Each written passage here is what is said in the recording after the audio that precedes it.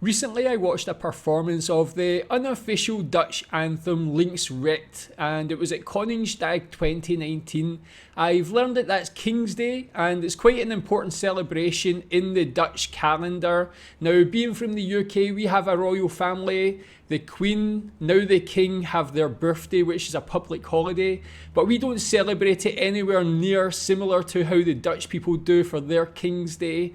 Ours is just like a public holiday. People go out the night before, use it as an excuse to go out and get drunk and so on. But the Dutch really go hard for it. Party, everybody dressed in orange, everybody having a good time. I want to learn more about Koningsdag. Tell me your experience of it. I want to watch this one. This is a series of videos that I watched a couple from before, How to Survive, and this is Dutch Koningsdag. So tell me how you celebrate. What do you do? What have you done before? Let's watch this. If there's any more serious documentaries, I know this is a bit more humorous. If there's any serious documentaries about it, please tell me. I'll watch them soon.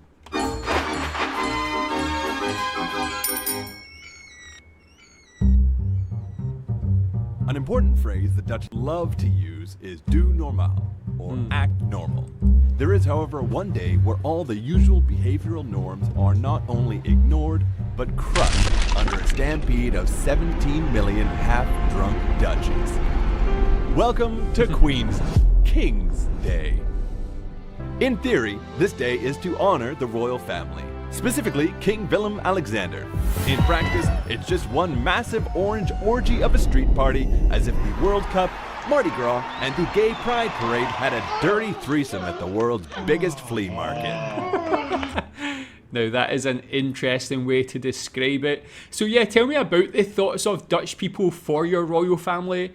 Are most Dutch people like immensely proud of their royal family? Are you happy with it? I know in the UK, speaking from my experience, there's this growing sentiment where people don't really respect the royal family. They don't really care about it. For me, I do. I love the history of it. I love the culture of it. I think it's a big part of British culture, having the Queen, now the King, just the royal family in general. So I have a great respect for the royal family, always will. Tell me what you think about the Dutch royal family and the general sentiment within the Netherlands.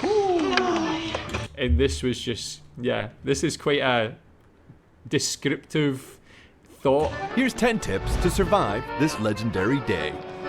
Number 1, got a bunch of useless junk? Put it out on the street and slap a price tag on it. Number 2. So is that something you would do? In the UK we call that like a jumbo sale. I guess in America they maybe call it like a yard sale. Why does that have relevance to King's Day?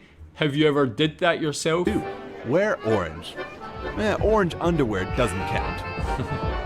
Unless that's all you're wearing.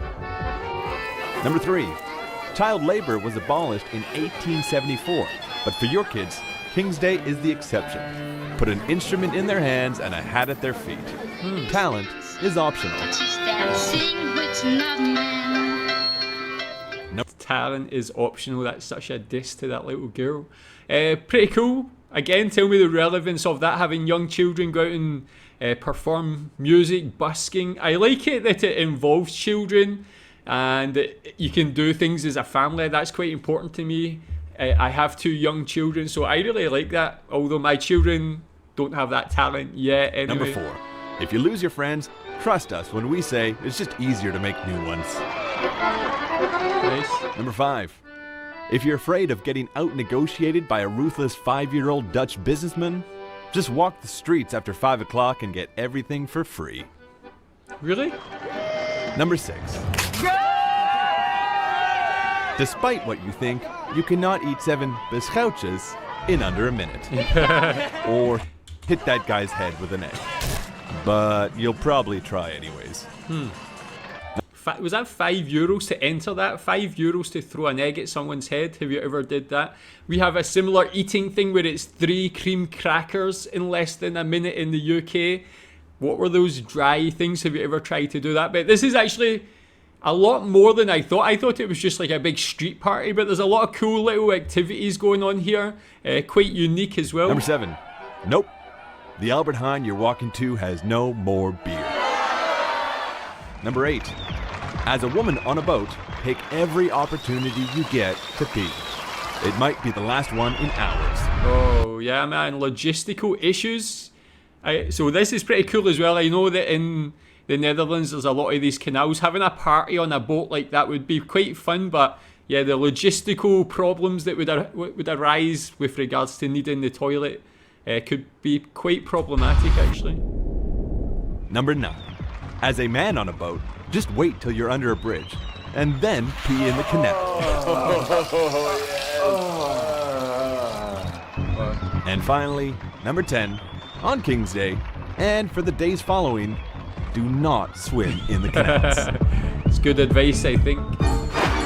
Okay, man. So yeah, again, like, actually completely different to what I expected. I thought it would be more like, parties, maybe some more things having the royal family there and like some big speeches and so on. But that was like an even like more crazy party than I expected, as well as I mentioned, a lot of little quite unique, cool activities and sort of thing. Get everybody involved, getting the families, getting the drinkers and partiers, the ravers.